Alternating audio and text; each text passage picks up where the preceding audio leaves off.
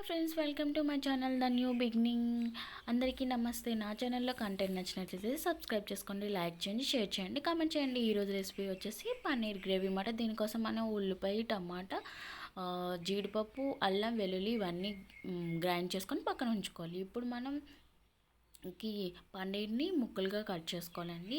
Oil వేడి చేసుకొని ప్యాన్లో దానిలో పన్నీర్ ముక్కలను వేసి లైట్ ఎలోయిష్ కలర్ వచ్చినంత వరకు ఫ్రై చేసుకోవాలండి.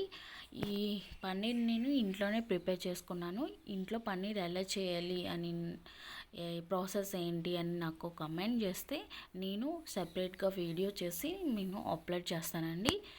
ఇప్పుడు ఇందాక గ్రైండ్ చేసుకున్నాం కదా గ్రేవీ, పచ్చిమిర్చి, షాజీరాని తీసుకోవాలండి. ఆయిల్ ఇందాక ఫ్రై చేసుకున్న దాంట్లోనే కొంచెం ఆయిల్ యాడ్ చేసుకొని దాంట్లో పచ్చిమిర్చి, షాజీరాని వేసుకోవాలి. పన్నీర్కి షాజీరా బాగుంటుందండి జీలకర్ర కన్నాను.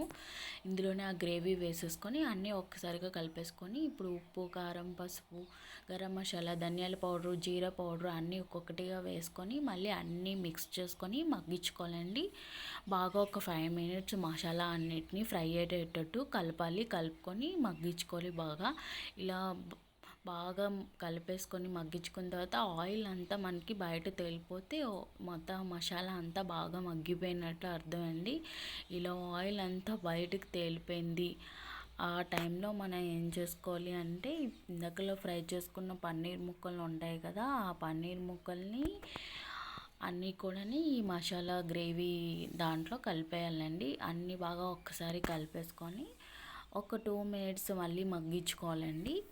మగ్గించుకున్న తర్వాత మనకి సరిపడినంత గ్రేవీ ఎంత క్వాంటిటీ కావాలో అంత సరిపడినంత వాటర్ వేసుకొని మళ్ళా ఒక 5 minutes మగ్గించుకొని టేస్ట్ చూసుకొని కట్ అయ్యడమే. అంతేనండి.